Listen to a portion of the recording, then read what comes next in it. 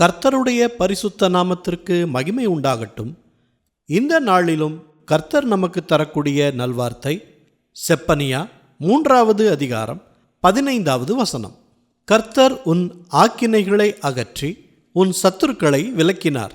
இஸ்ரவேலின் ராஜாவாகிய கர்த்தர் உன் நடுவிலே இருக்கிறார். இனி தீங்கை காணாதிருப்பாய். பிரியமானவர்களே, இன்றைக்கு கர்த்தர் உங்களுக்கு இருக்கும் தடைகளை, எதிரிகளை உங்களை விட்டு விலக்குவேன் என்று சொல்லுகிறார். கர்த்தர் உங்கள் நடுவில் இருக்கும்போது ஒரு துன்பமும் உங்களை சேராது. நீங்கள் தீங்கை காண மாட்டீர்கள். இஸ்ரவேல் மக்கள் நடுவிலே கர்த்தர் இருந்தார். அவர்களுக்கு முன்பாக போய் தடைகளை எல்லாம் தகர்த்து போட்டார். கர்த்தருக்கு கீழ்ப்படிந்து நடந்தவர்களுக்கு ஒரு தீங்கும் அணுகவில்லை. மேகஸ்தம்பமாக, அக்னி ஸ்தம்பமாக அவர்களை பாதுகாத்து வழி நடத்தினார். இன்றைக்கு உங்களையும் ஒரு தீங்கும் அணுகாமல் பாதுகாத்து வழி நடத்துவார். ஜெபிப்போமா. நல்ல தகப்பனே, இந்த நல்வார்த்தையை தந்ததற்காக நன்றி செலுத்துகிறோம். இன்றைய நாளிலும் நாங்கள் உங்கள் சமூகத்தில் வருகிறோம். எங்களுக்கு ஒரு தீங்கும் வராதபடி காத்துக்கொள்ளுங்க.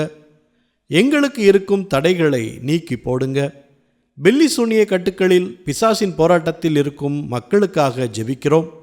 அவர்களுக்கு இருக்கும் கட்டுக்களிலிருந்து அவர்களை விடுவித்து ஆக்கினைகளை அகற்றுங்க. எங்கள் குடும்பத்தில் இருக்கும் கிறிஸ்துவை அறியாத மக்களுக்காகவும் ஜெபிக்கிறோம். அவர்களும் உம்மை விசுவாசித்து தீமையிலிருந்து இரட்சிக்கப்பட வேண்டுகிறோம்.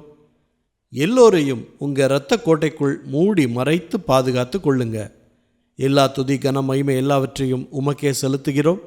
இயேசு கிறிஸ்துவின் நாமத்தில் ஜெபிக்கிறோம் பிதாவே. ஆமேன், ஆமேன். இந்த நல்வார்த்தையை மற்றவர்களுக்கும் பகிருங்கள்.